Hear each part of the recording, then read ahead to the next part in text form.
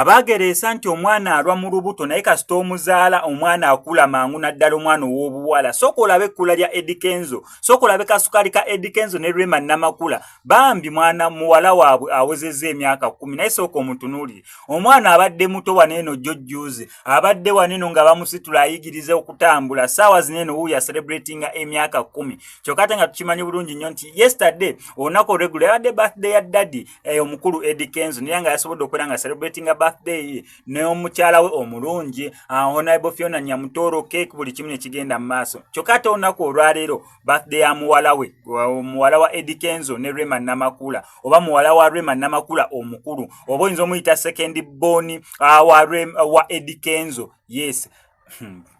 gamazima neewunyiza naddala nga ndabye ku bifaananyi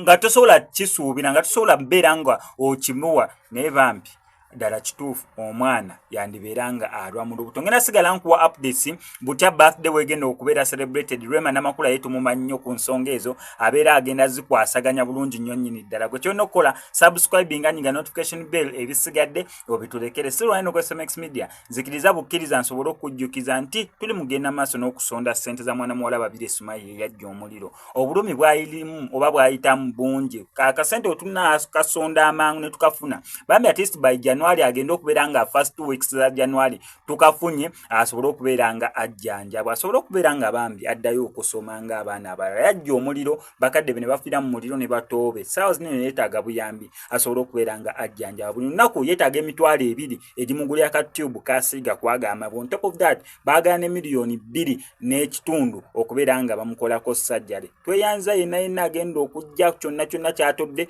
asindike kweyo ennamba y'essimu tweyanza nnyo tweyanzeege